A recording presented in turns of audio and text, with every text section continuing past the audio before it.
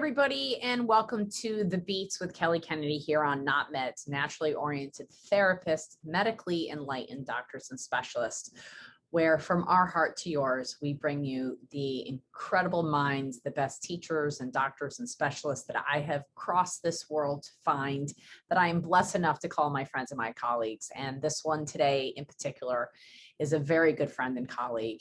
And Ian and I chose to buy a second house in this last year, and we chose to buy it right in South Carolina, right where this gentleman is located, because we know with what we do, and that we would continue to open up a second location down there because we know us, and we knew that clients would need a biological dentist at some point. So if we're going to move somewhere, we had to move where there was a good biological dentist, and we are very honored to be good friends with Dr. Porcelli. And you will find why in this incredible podcast, which kind of summarizes the biological dentistry, but helps you figure out how to find a good biological dentist. He really talks to and really unfolds and unpacks what it's like to be trained as a dentist, and with his specialized training and what it took to get to where he's at in his 15 years of practice. We also talk about the expense of biological dentistry and how to plan it out so that it's affordable and so that you're working with your team. And he ends it with the best part, as far as I'm concerned, of what it's all about, what life is about, what his secret is. I feel as though Dr. Porcelli's really hit the nail on the head, as they say, as really the tipping point to what the podcast is about and what we're about here on The Beats. And I know that you're going to really enjoy this and the great humor of Dr. Porcelli. I do recommend that if you have the opportunity to watch this one, because as an artist, you can see his hands move as a biological dentist, true artist that he is. I'm a hands person, and the beauty of the gracefulness of his hands and his smile are unmatched, and it's a great thing to see. So I know you'll enjoy today's episode, and if it does resonate with you, please share it with a friend. We know that this biological dentistry piece is a huge piece. We know it brings up a lot of questions, and that's why we're here for, to help make sure you get all your questions answered and that you feel very empowered to be able to help your own body heal, because you have the power inside you. Thank you all for listening, and welcome to The Beats with Dr. Richard Porcelli.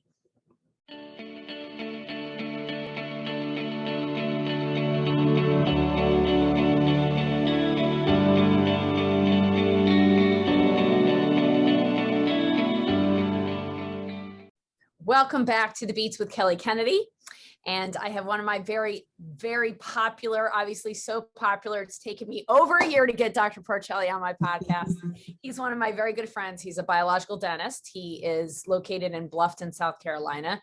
And I've known Rich for a couple of years, Dr. Porcelli for a couple of years. And we're here to talk about biological dentistry and all matters of the like mind of Dr. Porcelli and all the deep conversations we can get into late nights.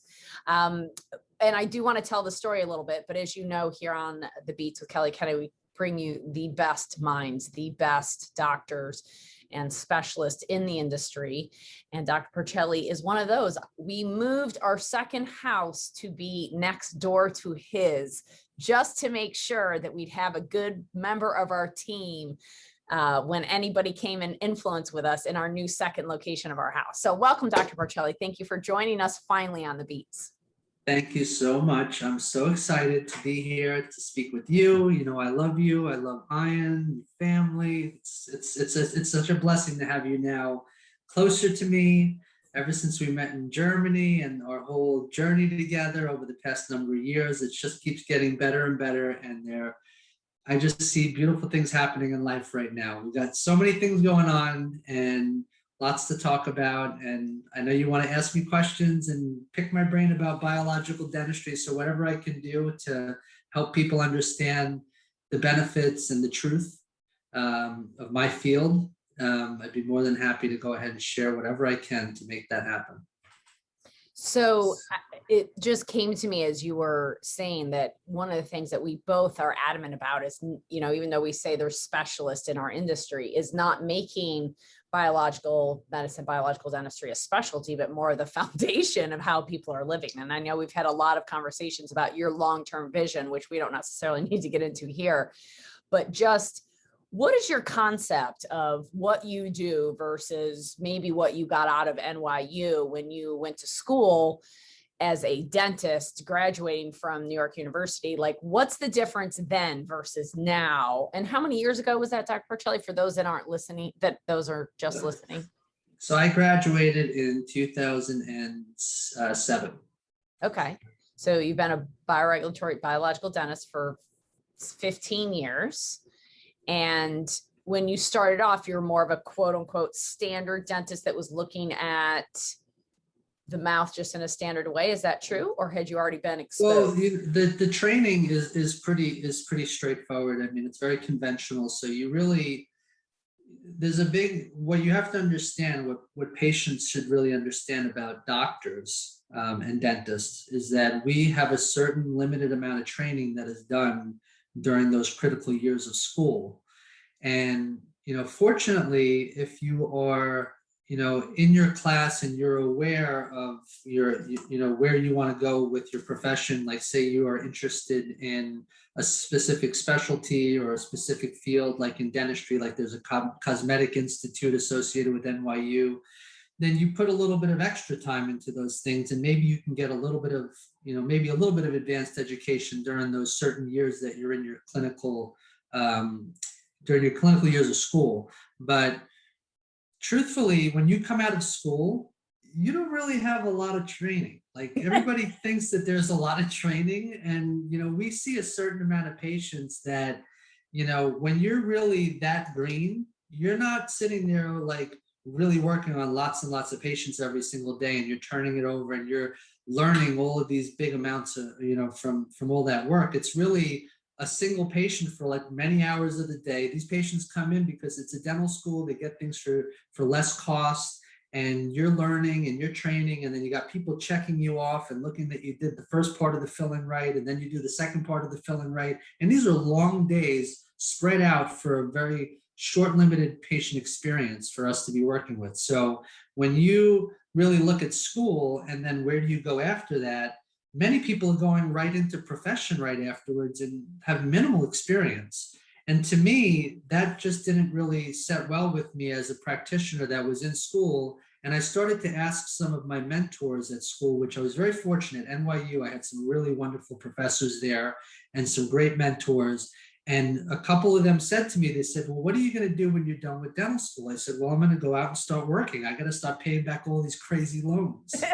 And, like anybody, like school loans in this country are insane.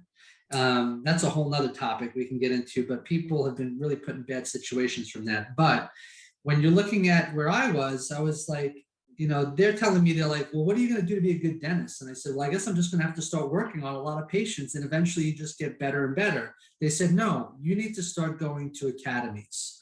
And I said, well, what do you mean? I said, they're like, well, you have to start learning dentistry. I said, I just did school the whole entire time. And they said, no, you need to go into academies where you can learn mouth reconstruction and you can understand more about how to do it right. And it was like, really? And then during my last year of NYU, we were the last class where it wasn't required to do a residency. And my mentors encouraged me and said, you shouldn't go right into practice right now. You should opt to do a residency for yourself. And it was the best advice that I ever got, because they put me into a path where I went right into New York Methodist Hospital in New York, very busy hospital. And then we started working with specialists in periodontics, orthodontics, prosthodontics, oral surgery. I worked with all the specialists. I got a full year of like advanced level dentistry. I was working on a lot of patients, but I was hand in hand and working in small consults with all of these specialized dentists. And it really kind of propelled me into my career, where I realized that, what, I'm just getting started. I need to start learning a lot more. And that's what made me start looking into, right after residency, right away going into academies and looking for the advanced academies in the country that were going to teach me how to do dentistry at a very high level for complex reconstruction.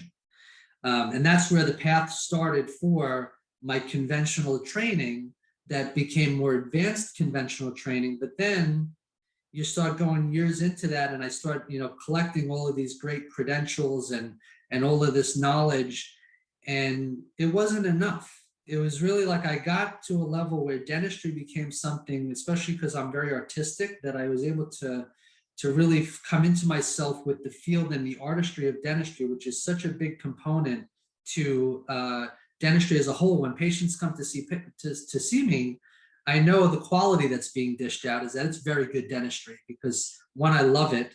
I'm a very artistic person. I'm a very, and I've spent the time with the top masters really learning how to perfect a lot of this.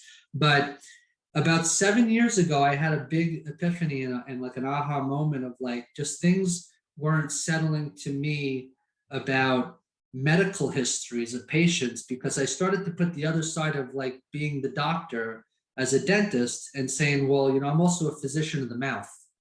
And when you start really kind of saying, like, like, what am I supposed to be doing to help take care of people to make their lives better, aside from making them have beautiful teeth that are functional? These people are coming into the office. And 7 years ago, when I all of a sudden realized all of these medical histories that I keep looking at, that everybody has diabetes, everybody's got high blood pressure, everyone's got arthritis, everybody has different types of fibromyalgia, and all these umbrella terms for all these, like, that the crap's going wrong in their body. It made me very concerned.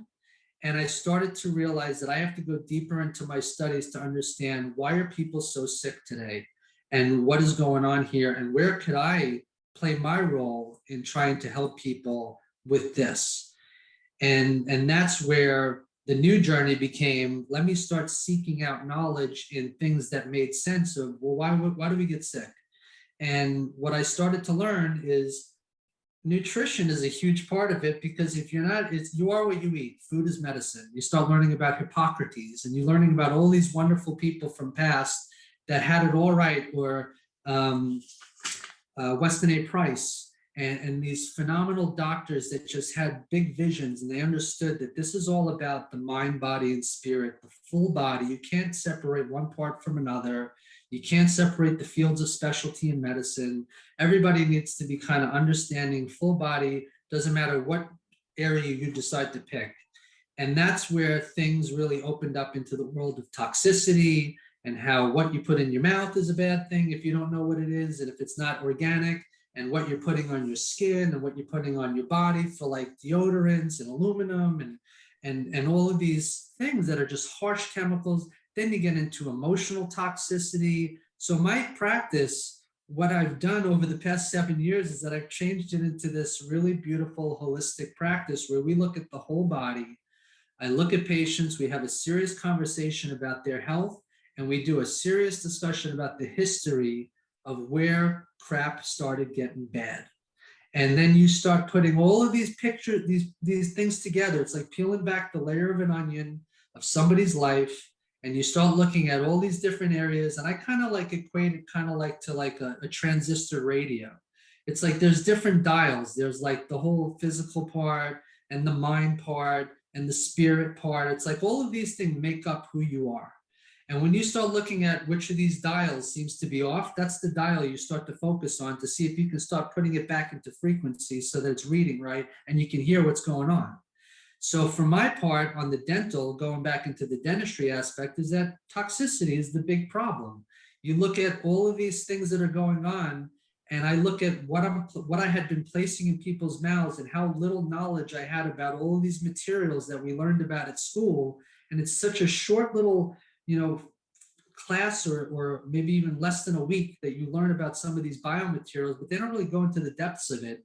But when you start doing the real deep digging onto what is this stuff, I started realizing that biocompatibility is critical for a lot of these things that you're placing in your body. And you want to make sure that if you're using something on the body or in the body, it should have the least reaction to something that would cause some level of effect that's toxic.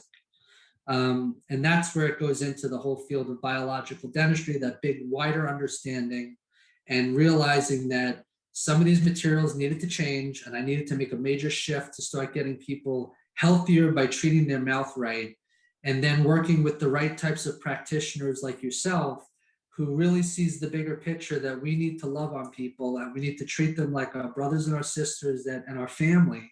Like you would really want to go ahead and look at the root cause of their problems and help them figure out the solutions to their own problems, because they have the power to heal themselves. They just need to know how to unlock it and know and learn what to do. And we need to be the providers of that care to teach them what to do.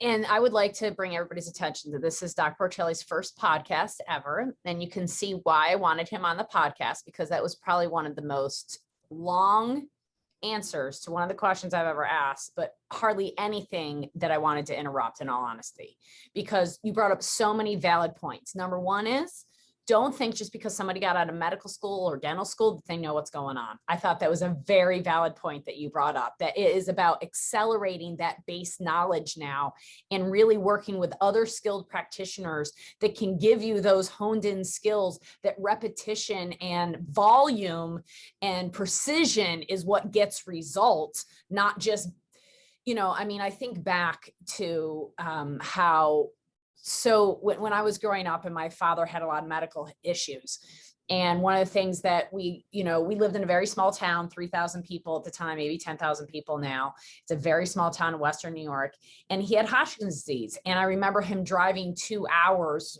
to go to the oncologist, the specialist, the doctor.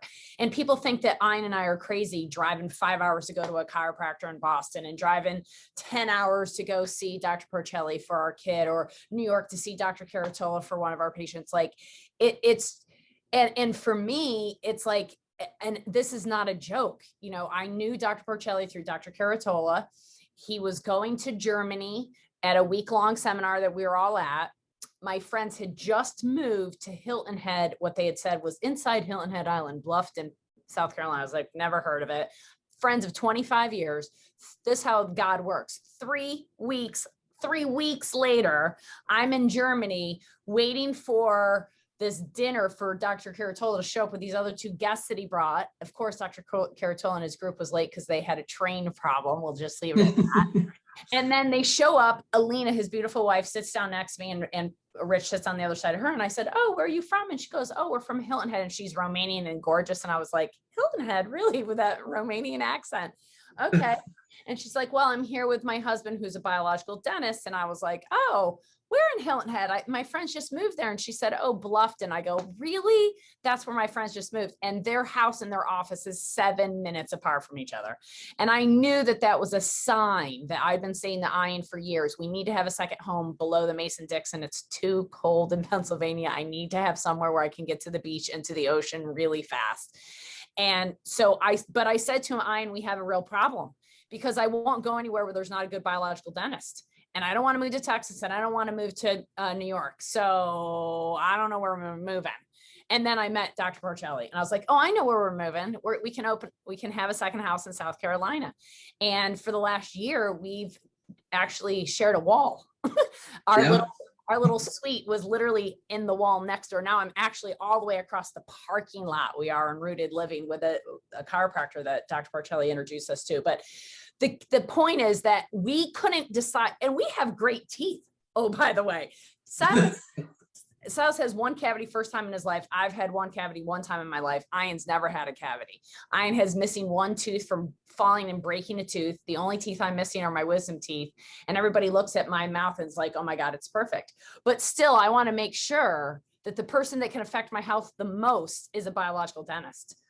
And so I want my family as close to hand as that, not to mention the clients, because I know wherever I go, I meet people, and I need to know that I have somebody close that can help them with their whole health. One of the first people I met was a neighbor of our friend walking our dogs. I meet her for 5 minutes, and she starts talking about my diabetes and my diabetes. I put my hand on her shoulder and I go, "Laura, how many silver fillings do you have?" And she was like, "What? What do you know?" And then I sent her to Porcelli, and Porcelli does a cone beam. And what'd you find in her mouth? Oh, with that, all the metal fillings and everything that she had. So the other thing that she had that was unseen and she felt no pain about. Oh, with abscesses by root canals. So she had an abscess in a root canal that she did not feel, that only a biological dentist would have found. Well, the biggest thing about root canals, which blew my mind, because this is something that's an interesting point, like, coming out conventionally trained at NYU, I was, my clinic floor, I had one of the professors who was, he was like the elite endodontist in New York. He was, someone that wrote textbooks, and he was just the guy. And being in his clinic floor, what did I learn how to do very well? I learned how to do root canals very well. So I actually had a great training, to the point that even when I was going to graduate from school, it was an option for me to go into a specialty for endodontics, because I was actually asked if I was interested in that. But I just knew that that wasn't my route. I wanted to go more towards reconstruction, complex dentistry, cosmetic.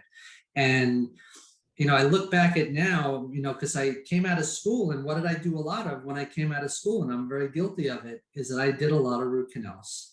And you do root canals, and then after a number of years of doing them, you start to kind of watch how they play out. And then you start realizing that, a good amount of them fail pretty quickly, within 5 years, 7 years. And when you start paying attention to what it really is that a root canal, is done for, is that you have a tooth that has either been, it's been either infected with decay, or it's been broken from trauma. And what your goal is to keep the tooth in the mouth, because you want to still maintain the function of the mouth. So it's got, there's good reasons to why you would try to want to save a tooth. And I get that. But what I started to pay attention to is that, what are you really doing by now cleaning the inside of this tooth out and maintaining? You're deadening, you're taking out the dead tissue, or the tissue that's going to become dead tissue inside of that root, so that you can separate it from the main nerve branch. And now you're going to have a tooth that has a stable material that's placed into it called gutta percha, and it stabilizes that area. But what you don't see on a microscopic level is that each tooth has main nerve branches in it, which are the ones that we clean out. But there are micro branches of nerve and tissue throughout the inner workings of that tooth, which means that you're not fully cleaning out that whole tooth from necrotic, dying, dead tissue that's going to continue to kind of culture within that tooth. And there's a connection of how a tooth sits into the bone, and how there's a ligament that holds that tooth to the bone. And there's definitely a relation, there's a communication that goes on between that whole tooth. It's just a biologic communication that goes on with that circuit in that area. But when you take out all of that tissue and you stabilize that tooth, you're stabilizing it for function, but the true reality is that it's going to cause this little low-grade culturing breeding pot. And that in general, what your body does is it's going to wall it off like its normal immunologic response. It's going to wall it off like a low-grade chronic infection, which is what it is. So I don't think anybody can ever, say, truthfully, that that's not a low-grade chronic infection on the smallest level that your body's going to wall off and protect itself from. And when you think about it like that, you start realizing, well, wow, what am I doing now? I'm maintaining a dead structure in my body, and my body's just basically protecting itself from that one structure. All you're doing to yourself at this point is adding another biologic burden to your body that already might have some other medical things going on with it. So you're just basically adding logs to a fire. And once you start adding all these logs on, and you start seeing how manifestation of disease happens and how people get weaker in their system, and then all of a sudden they start to manifest these illnesses or these different problems, you have to pay attention to where are all these logs coming from that are actually making this fire constantly go off. And then that's what we do when we start to help put together these pieces of the puzzle. But the interesting thing is that this makes total sense when you start paying attention to it, and you realize for yourself, wow, I can heal myself from so many things. I just need to really do what's necessary and just really listen and pay attention to the obvious. That's really where a lot of this has really taken such a major change for me, with all these concepts and discussion with all my patients. And I'm blown away that most dentists that are out there aren't following quick enough to understand that they need to have this same dialogue with their patients that, hey, this is something that we're going to do. Like, say we need to do a root canal on a patient because they just can't afford certain things, or they have to make that decision because they ideally want an implant, which should be ceramic implant, by the way, not titanium at this point, because that's a whole nother thing. But for someone to have that decision to say, okay, I'm going to do a root canal, but it's for temporary means for a year or two, just before I can go ahead and maybe save money to do the right treatment. I kind of lead my patients towards the right decision making, where I allow them to have options, because the options are all based on affordability.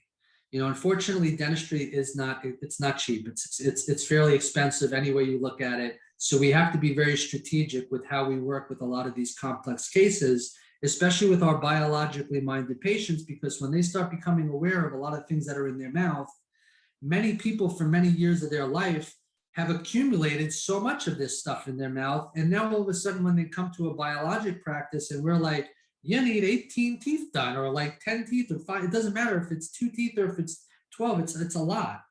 And we need to figure out a very strategic way to make things doable for every patient, so that we can prioritize what's the most necessary first. And if people have to look at it from affordability sense, we just do it little by little. And each time that you come in this practice or any biological practice, and every time you walk out of that practice or this practice, you should be feeling and doing healthier, being in a healthier state than you were before, because we're slowly getting rid of the biological burdens. And with that, what happens, I find, is that people then regulate better, and then other stuff starts to boil up because their immune system is more responsive. And there's a misconception, just like when they take products that work, that they get loose bowels, or they get sweating, or they get excretion phase to start to occur. And I think people misunderstand that. So I appreciate you bringing that up, because I think that when people start to handle, and the multi-layered system, or the multi-layered approach rather, is also very much appreciated that you brought up, because I think for so many people, they look inside their mouth, they see, like you said before, I've already spent $5, $10, $15, $20,000 getting this crap put in there. Now I've learned it's all crap. Now I got to spend what, 3 times the amount to get it out. And they look at it as like, oh, I got to do it now. I got to do it tomorrow. I got to do it this year, versus let's come up with a plan that I can afford that in the next 3 years. And that's what I said to that one client. I said to her, listen, don't get overwhelmed with having to do your amalgams and have Dr. Porcelli clean out the space. Let's do the thing that's the most overriding, that's costing your immune system the most. And when you're ready, you to that next level. And that was like 4 or 5 months ago. And her blood sugar stabilized out quite a bit after that. She's had some ups and downs because she still has the silver fillings, but she's working her way through that. And I think it's such a good point to realize that, one, get the plan. So many people say to me, oh, it's just too expensive to go to a biological dentist. I'm like, well, how much is it going to cost? Well, I don't know. But they've already made a decision that it's too expensive. And number one. Number two, there's a cost to everything. And that getting it done properly one time is the key to the cost. Like, I know we just had one of our clients from years. I mean, we've known this gentleman for 15 years, and we got one of his heart conditions under control pretty quickly within the first 5 years of working with us. And then he moved away. And when he moved away, he changed his lifestyle, everything, but his teeth were still an issue. And he had rotting teeth in his mouth. He waited till he saved up enough money. He walked into Porcelli's office with a big load of cash and said, okay, I'm ready to handle my teeth. And he's systematically handling one section at a time. As his body's healing, he's feeling better and better. And I don't know if you know this, but when you put that one on the lower left, this last visit, when you put something in the lower left, like there was a missing area, and then you put a tooth there. Oh yeah. Yeah. He said he felt his soul filled up. He felt like there was a hole in his soul that when you put that there, it literally sealed it up, and he felt stronger. Now he's very in touch with his emotions and his vibrations, not just his physical body. That was the other thing. He brought up the 3 levels: the physical, the emotional, and the vibrational, right?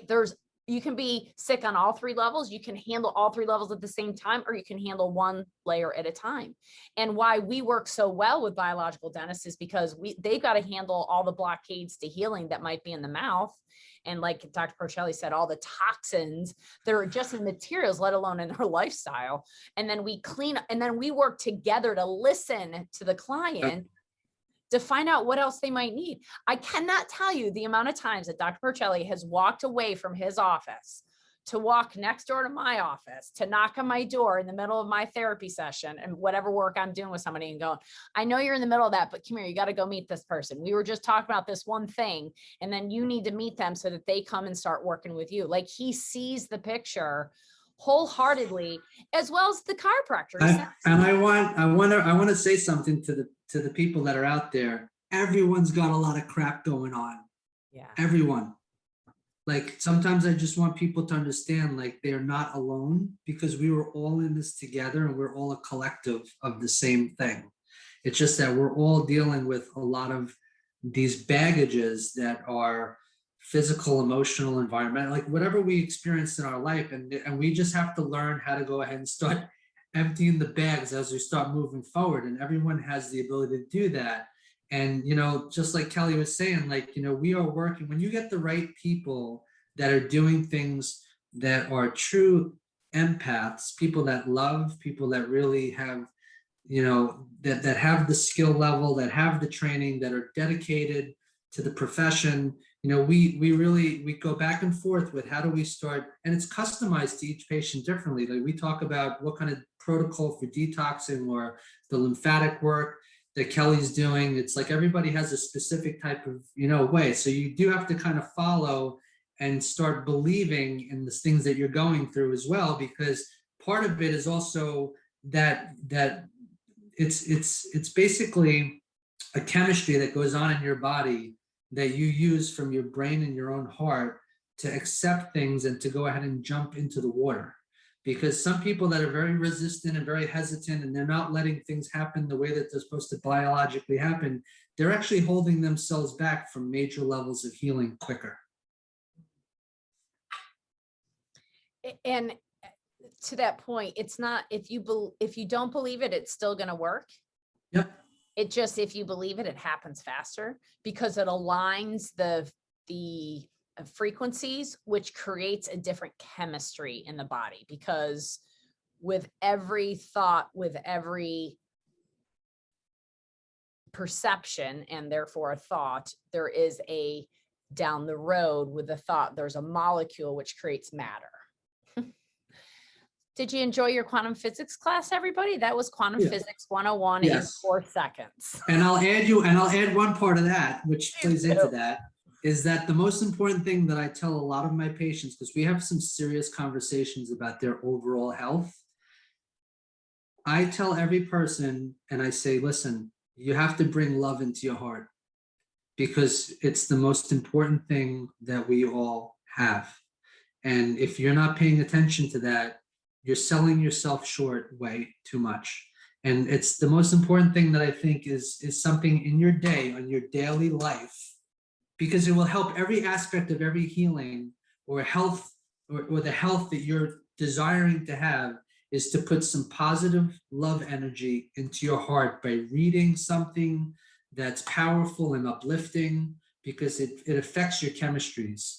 And it allows you to go ahead and resonate and bring frequency levels up. And that helps with your healing capabilities. So if you're not doing things like that, whether it's a beautiful book that is a love story, or if it happens to be that you like to watch comedy things that make you happy and make you smile, that make you kind of laugh with love, or if it's the scriptures, or if it's, you can get it from many different places, but there are beautiful places like that that really just are your own level of personal healing, that I feel everyone should really they should be paying attention to more than what I see them not doing. And for those that are just listening, please go and watch this one, because those that don't know Dr. Porcelli, you've got to see this grin that he gets on his face, where it's like that grin right there, where it's this grin of like, I don't know, he's one of the happiest people I know. He really is. And he's a prankster beyond pranksters. He's always jumping around corners, trying to scare the crap out of me. When we started this, he had big mouth of teeth in front of him. I scared the crap out of her when she came over to my office, and I was hiding under the desk because I saw her coming from outside. I got her so bad. He got me one day, was trying to break in my car. I think you said you peed yourself when I did it. Well, and the very first time I met him, he actually did make me pee myself because I was telling him Ian's story. It was 2 o'clock in the morning. I was telling him how Ian was raised with monkeys, and with Yeah. the most deadpan, straight face you've ever seen in your life, Rich turns to me and goes, "What? Your husband was Tarzan?" And I just lost it. I didn't know him, and I didn't know that was his dry sense of humor. But yes, keeping it light. And even if you find yourself in pain and misery and illness and all that, you woke up, and that's something to be grateful for and something to be blessed with, is know that 150,000 other people did not wake up today. So you woke up, and that is the burning belly. That is the passion, the desire, the devotion. And that alone is what you can be thankful for. And then that can just build on it to the point where you find joy in everything. I mean, this guy acts like he's 5 sometimes. I don't know how he even does it, because he's constantly joking and laughing. Although it brings a lightness to We should all be acting like children. I don't care. Should, yes. We also have those very serious clients that bring our hearts together and talk very deeply about seriousness of, their abuse or whatever is going on, and that we just send them love. And oftentimes we pray about our clients together. Right. It's not just that we have these heady conversations, intellectual, about what the plan and the program is, but we truly spend time praying for them. And, this is what your team of professionals I don't like the word should. Ideally, this is what your team of professionals loves you, cares about you, and is willing to help provide the right tools for you to take the proper actions and the proper choices. This isn't about go fast and hard. This is about you making informed decisions all along the way. And as Dr. Porcelli said, he came out of dentistry school not really understanding the material of which they put in their mouths. So no harm on you for not knowing what they put in your mouth. But from this moment forward, we need to understand what they're doing to our bodies when we walk in the dentist or the doctors or whatever it is, whether it's to get the vaccination or it's to get, for the flu or whatever, not even to mention the current status of the world. But for anything you get in and on your body, you should know it and understand it so you can make an informed consent. And to add to that, going back to what I said before about, the cost of dentistry, a good practitioner that really, the dental part that I said about, someone that has a lot of, versatility with their training, someone that has a lot of training with the reconstruction and the cosmetic and the full mouth, is that we have the ability to give more options. So by giving more options, there's different levels of costs associated with those options. So we always figure out what's the option for this patient based off of their budget, and how can we do it the best way possible, even if it's something that's a temporary solution. But there's ways to go ahead and make things work cost-wise. It's nothing, there's always, all of my patients have always came out of the office knowing that they were getting something done based off of where they were at, where they were in a better position than they were before. And then we just come up with a master plan, and we talk about timeframes. Many cases are always happening over the course of a few years. Not everyone's walking into the office and saying, hey, here's $25,000, here's $50,000. It doesn't really happen like that. Many people actually prepare themselves by sometimes, there are some patients, and I learned one thing when I was in one of my master classes where, we were told, and this guy was wonderful. His name is Dr. Coyce out in Washington. And he mentioned something about patients' health and how affordability being a problem. And he says, people have different priorities in life and what they decide that they want to spend their money on. But the truth is that your health is something that's very important when you're making decisions for life. That's what you want, is longevity. But for people that have affordability issues, to get a little side second part-time job of something because you're doing it for yourself, to put some money to the side to go ahead and help you with your health, that's not a bad thing. I look at it from my childhood, and I grew up in a very lower blue class family.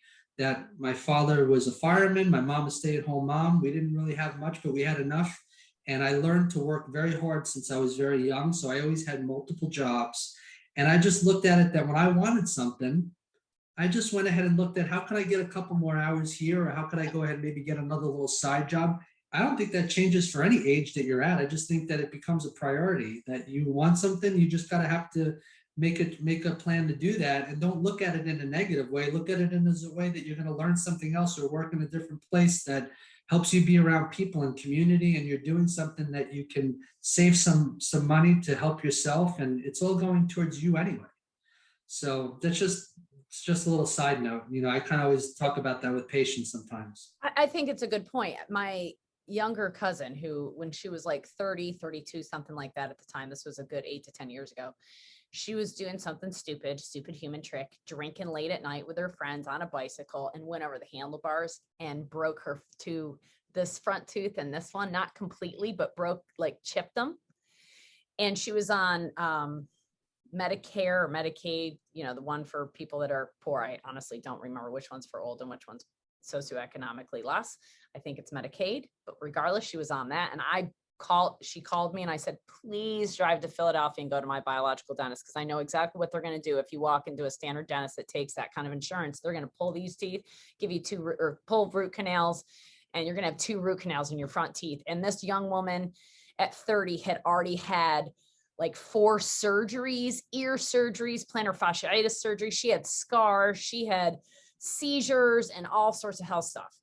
So I took her to our local biological dentist, who, like you, is an artist, who had a ceramic machine that I've never seen it before until I started working with you guys. Like, he basically created teeth for it. It was amazing to watch. I was like, I don't know how you just did that. There was nothing there, and now there's 2 teeth. That's crazy. And there was enough of a nub for him to build the tooth around. And he said to her, okay, this is temporary for 6 months. And my husband and I paid for it because she didn't have any money. And I was like, you know what? Now you got a plan for 6 months. You can save up some money. And when you have the time, you can get these done properly. That was 7 years ago. She just had them replaced like 3 weeks ago, properly done. Her temporaries lasted 7 years. The dentist said 6 months. But like you said, that for the situation, she wasn't paying, we were. We wanted the least amount of cost for the best benefit to buy her some time so she could do it properly. Now she's married with health insurance. She's getting it done the right way. And she's so pleased that she didn't have to have root canals. And I'm pleased, knowing what I know about root canals, that she didn't have to have root canals. And Yeah, so and there's always a way when you're working with true heart-centered practitioners like Dr. Porcelli and all the biological dentists that we work with. That was Dr. Lou Travato locally here, for those that care. yeah, and it's important because monetarily, which is everything in life, that's an added stress, and you don't want that stress. So we always try to pay close attention to that, to work very close with the patient to make sure that we're making the positive steps for them too, so that they're not going to be put into a world that all of a sudden gets them in over their head. Haha, no pun intended. Haha. Yeah.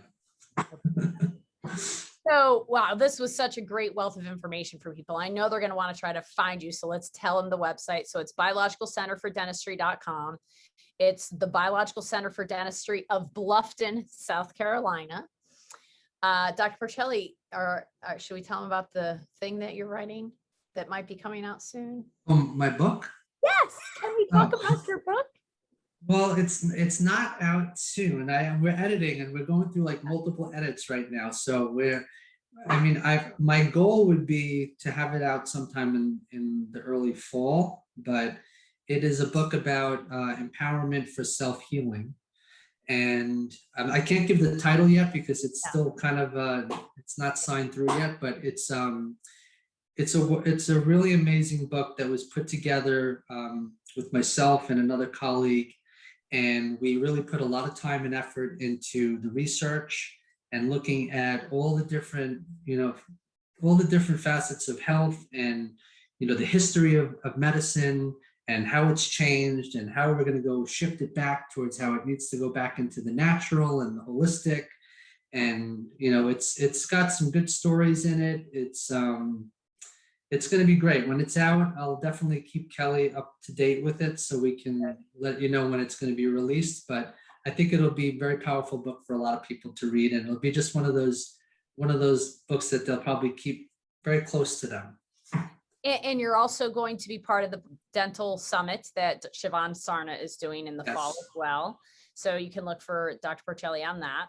And if you are in below the Mason-Dixon, or you want to fly to South Carolina, it's highly recommended that is where you go.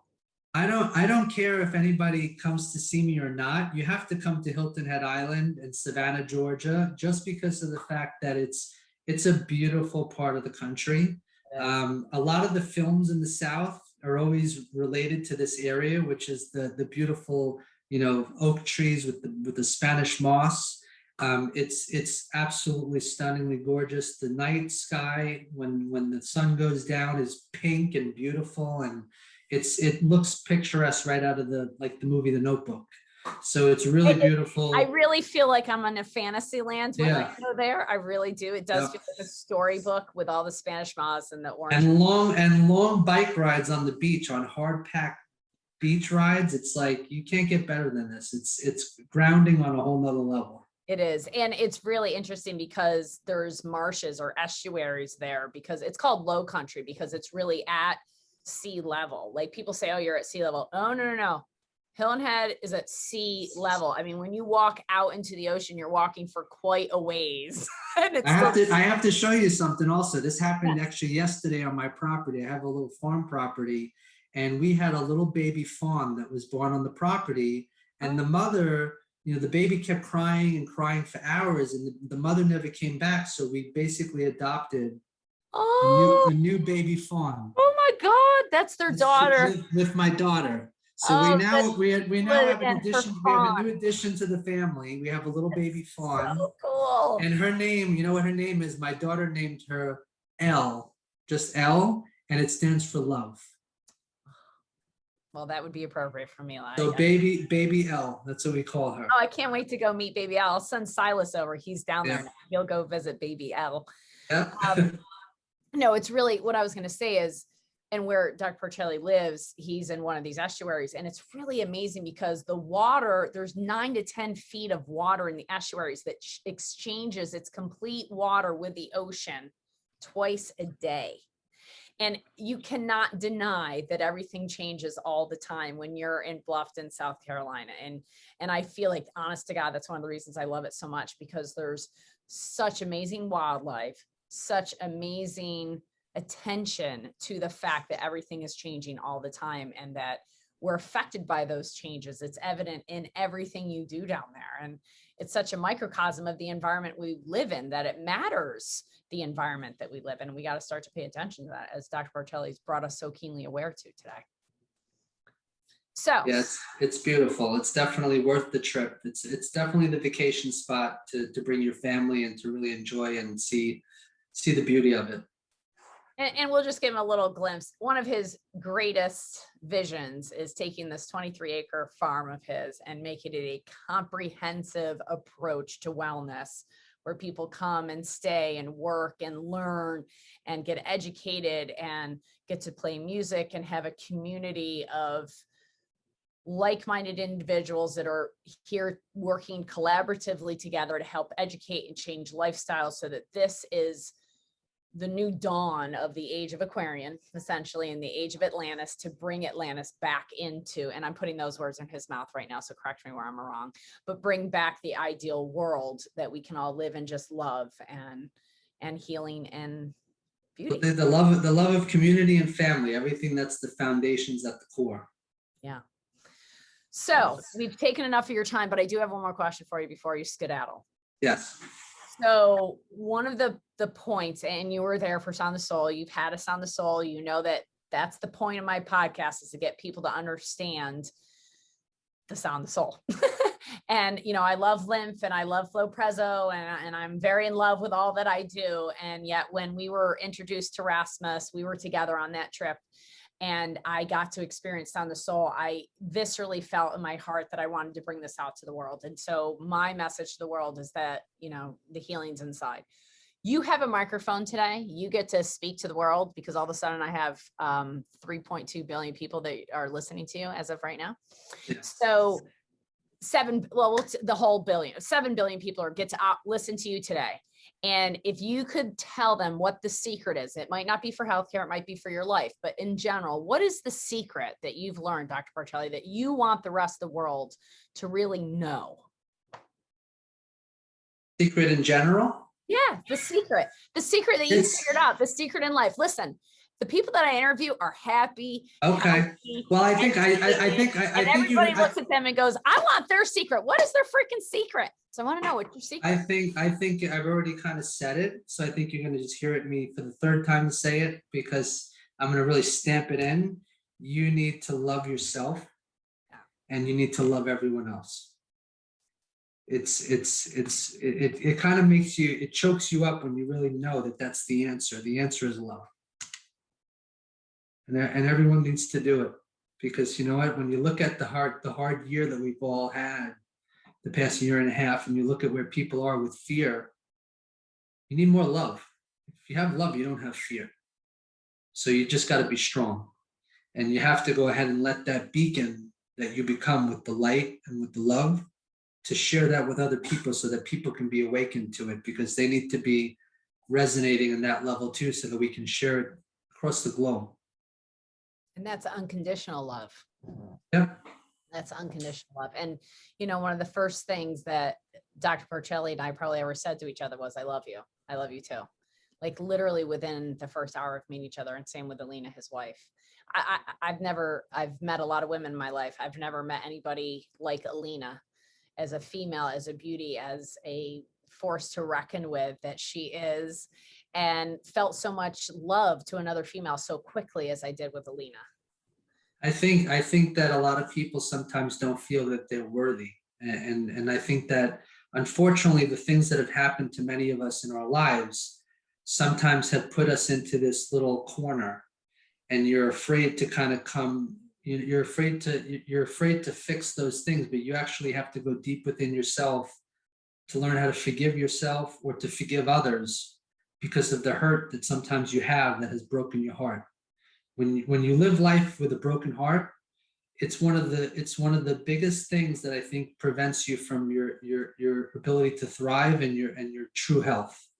So digging deep into the things, like I said, about why it's important to read these powerful books of love, or to be around people that exude love, is that everyone is deserving of it.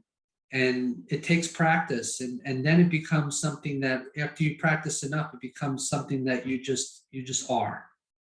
But everyone has the ability to have it. They just have to accept that you have to work at it a little bit in the beginning if you have to learn it, because sometimes things have been a distractor in life that prevent you from that. And that's where the broken heart needs to be mended.